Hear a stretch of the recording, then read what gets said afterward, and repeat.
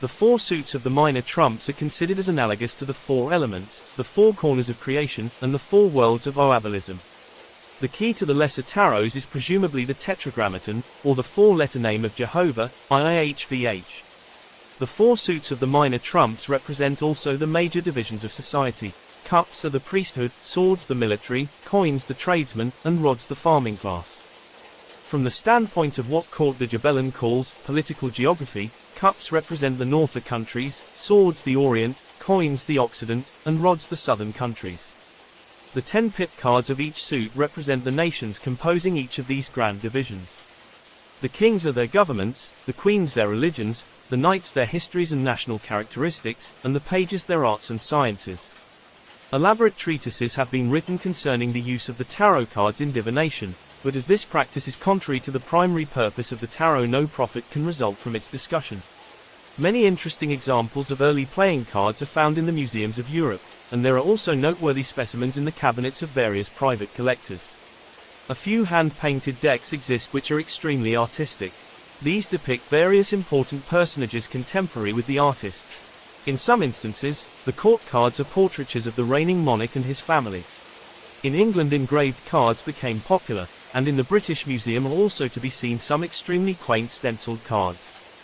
Heraldic devices were employed, and Chatto, in his Origin and History of Playing Cards, reproduces 4 heraldic cards in which the arms of Pope Clement IX adorn the King of Clubs. There have been philosophical decks with emblems chosen from Greek and Roman mythology, also educational decks ornamented with maps or pictorial representations of famous historic places and incidents. Many rare examples of playing cards have been found bound into the covers of early books.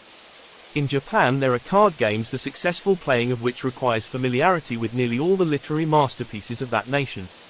In India there are circular decks depicting episodes from Oriental myths. There are also cards which in one sense of the word are not cards, for the designs are on wood, ivory, and even metal. There are comic cards caricaturing disliked persons and places, and there are cards commemorating various human achievements. During the American Civil War a patriotic deck was circulated in which stars, eagles, anchors, and American flags were substituted for the suits, and the court cards were famous generals. Modern playing cards are the minor trumps of the tarot, from each suit of which the page, or valet, has been eliminated, leaving 13 cards. Even in its abridged form, however, the modern deck is of profound symbolic importance, for its arrangement is apparently in accord with the divisions of the year. The two colors, red and black, represent the two grand divisions of the year, that during which the sun is north of the equator and that during which it is south of the equator. The 4 suits represent the seasons, the ages of the ancient Greeks, and the yugas of the Hindus. The 12 court cards are the signs of the zodiac arranged in triads of a father, a power, and a mind according to the upper section of the Bembine table. The 10 pip cards of each suit represent the sephirothic trees existing in each of the 4 worlds, the suits. The 13 cards of each suit are the 13 lunar months in each year, and the 52 cards of the deck are the 52 weeks in the year. Counting the number of pips and reckoning the jacks, queens, and kings as 11, 12, and 13 respectively, the sum for the 52 cards is 364.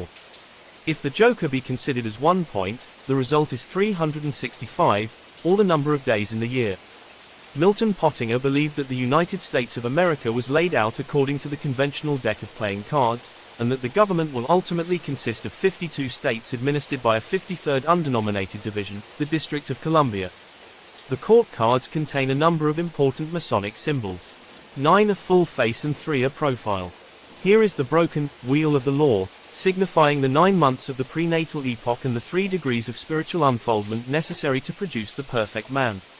The 4 armed kings are the Egyptian Ammonian architects who gouged out the universe with knives. They are also the cardinal signs of the zodiac. The 4 queens, carrying 8-petaled flowers symbolic of the Christ, are the fixed signs of the zodiac. The 4 jacks, 2 of whom bear acacia sprigs, the Jack of Hearts in his hand, the Jack of Clubs in his hat, are the 4 common signs of the zodiac. It should be noted also that the court cards of the spade suit will not look upon the pip in the corner of the card but face away from it as though fearing this emblem of death. The Grand Master of the Order of the Cards is the King of Clubs, who carries the orb as emblematic of his dignity.